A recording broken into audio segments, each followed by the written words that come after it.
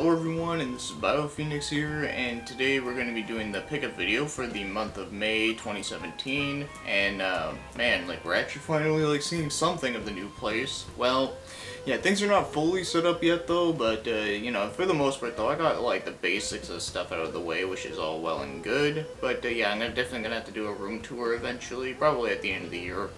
But anyways, with that said, before we start off with the pickups, I'm going to be doing one quick shout out for today. Alright, so the first shout out that I'm going to be doing in this video is going to be Tylord Stevenson. So he's actually a huge movie fan. In fact, one of his favorite movies of all time is Jaws and, you know, the 007 movies, which, you know, is all some great stuff. But of course, like, most of the content that he does is gaming collection videos where, you know, he talks about like the system and how he got the system like way back when it came out or whatever. And then, you know, he actually talks about the games themselves and, you know, what he likes and all that kind of good stuff. Some like good gaming memories involved. And one thing I actually really do like about his gaming collection videos is that he actually uses it as like a motivation to like doing some like dieting stuff. Like he'll talk about like how much weight he lost like within like, you know, like the week or whatever, which I think is actually a really great thing to do. And you know what, keep doing it, you're doing it, man, because like you're doing an awesome job. So yeah, that's gonna be the one shout out for this month's pickup video. So yeah, definitely check out his stuff. So with that being said, now let's begin with the video game pickups of this month. And the first stuff we're going to be talking about here is some 3DS games, and this one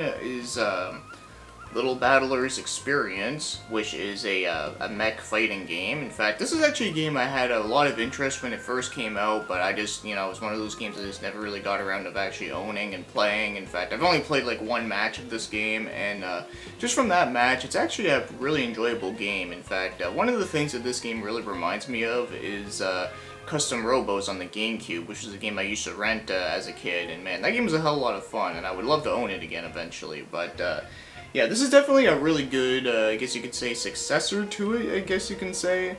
But yeah, so far when I've played of it, it's definitely a really enjoyable one that I can definitely recommend if you like a lot of mech fighting games, or if you like mechs in general. Or so the next one we got here is a rhythm game, and that happens to be Final Fantasy Theatrhythm Curtain Call, which is basically a rhythm game where you had to tap the screen and, you know, had to go all this with the rhythm to the songs from Final Fantasy. So pretty much if you like all the music within the Final Fantasy games, you'll definitely love this game, especially if you like rhythm games. Like I am okay with some of them there, of course, you know, as long as the music's good, I'll definitely play it.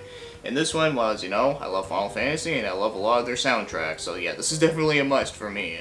In fact, it actually also has a lot of really good DLC songs too, like from other Squaresoft games. You can even get music from like Secrets of Mana, you can get some from Chrono Trigger, you can also get songs from Nier, which is like fucking amazing. So the next one here is a DS game, and it's the only one in here, and it's also a part of a huge series, and that happens to be Kingdom Hearts 358/2 Days. I always get mixed up with the title sometimes, but I did get it right that time. Alright. So, the reason why I got an original copy of this game is because in all the collections, like the Kingdom Hearts collections that they have on the PS3 and the PS4 and whatnot, when they have this game, it's only the cutscenes. They didn't have any of the gameplay, but it just has all the cutscenes, which is, you know, kind of lame because, you know, I actually want to play the game itself. And from what I remember watching a friend of mine play this one a couple of years ago, it seemed like a really good one. In fact, it takes place in between, after the first game, but before Chain of Memories, if I recall. I could be wrong on that. I always get mixed up with these chronology shit things, so I don't know. But I haven't played it recently, though, just because I just haven't really been in the mood to play a Kingdom Hearts game. But I decided to pick it up for whenever I do feel like wanting to play it. So the next one we have here is a PS4 game, and surprisingly, it's actually the only PS4 game I got this month. And the reason why is because it was actually a cheaper game that came out, and that happens to be Poo Poo Tetris, which, you know, is a mix between Poo Poo and Tetris. So yeah, hell of a good time. So Okay, yeah, to be serious, I know it's Puya Puya. I just wanted to call it Poo Poo Tetris because not only does that name just sound a lot more funnier, but also I wanted to trigger you motherfucking grammar Nazis. But either way, though, nothing much I can say about this game. It's a hell of a good time, and of course, if you don't know what Tetris is, then, well, you need to get a fucking brain. So the next game we got here is some Xbox stuff, and this one's on the original Xbox. In fact, this is actually a part of a huge favorite series of mine from one of my favorite companies, and that happens to be Fatal Frame 2 Director's Cut, which is basically like, you know, the extended version of Fatal Frame 2, which is awesome because Fatal Frame 2 is actually one of my favorite entries in the Fatal Frame series, and, you know, it's actually one of my favorite horror games of all time. Definitely up there. So, yeah, with that said, though, this one is definitely going to be a fantastic one. I'm going to be playing this through on Halloween time, hopefully, because I got a lot of different horror games I want to play throughout that month. But, yeah, this one actually does have some pretty cool, like, different, like, bonuses to it. Not only does, like, it graphically looks nicer, but it also has some, like, a newer ending to the game, has another, like, difficulty setting, which is supposed to be, like, really fucking hard. And then there's also has some costumes you can unlock. In fact, the weird thing is about this one, a lot of the costumes you can get are actually from the Deception series. So, you know, I think that's fucking amazing, because, you know, another one of my favorites, but, it's kind of weird that they have, costumes for a PlayStation exclusive on the Xbox port, which is exclusive to the Xbox. It's kind of weird to think about, but, oh well, I'm not complaining, because I got it now, and I definitely can't wait to play this through Halloween again, because, man, Fatal Frame 2, just can't go wrong with that shit. Now we're going to be moving on to the Xbox 360, and, this one right here is, Earth Defense Force 2017. Oh wow, kind of ironic that I got this game in 2017. It was almost like it was match made perfect. Well, either way, this is actually a long-running series that originally started as a simple series game, which is kind of interesting, much like Onichambara. And yeah, this is one of the few ones that I actually like got like bigger as it went on, and now we got a lot more games in the series, which is great because this series is actually really fun from what I've played, and this one is definitely a pretty good entry so far. So basically, you just use like a foot soldier shooting at like a bunch of giant ass insects in town. You can like blow up buildings and shit. It's definitely for a really good old mindless fun shooting, and basically the concept of this game is very similar to like an Ed Wood movie if it actually had like a fucking budget. Alright, so the next 360 game we got here is 99 Nights 3, or also known as N3. And this is a game that I've always wanted to play for a long time, but I just never have because, you know, I didn't have a 360 for a long time, and also I didn't know that many people that had one, and whenever they did, you know, they just weren't into this kind of game, so, oh well, whatever. Either way, I got it now, and basically this is a, like a hack and slash game of hordes of enemies, very similar to Dynasty Warriors. It even has, like, the cheesy voice acting too, which is pretty hilarious.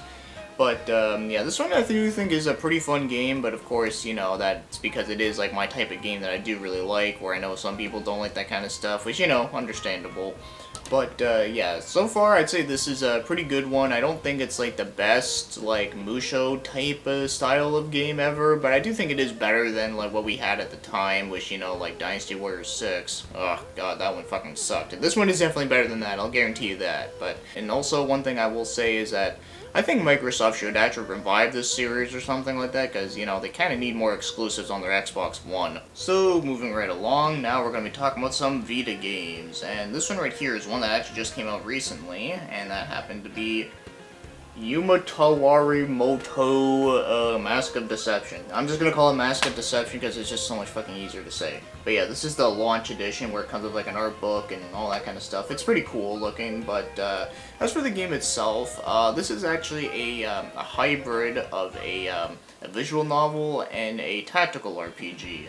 And let me tell you, getting to the battles in this game will take forever because there's a lot of dialogue and text that you gotta go through, and you know, the story in this game is pretty interesting from what I've played, but I think there's a lot of parts in this game that really drag on more than they need to, which is kind of annoying.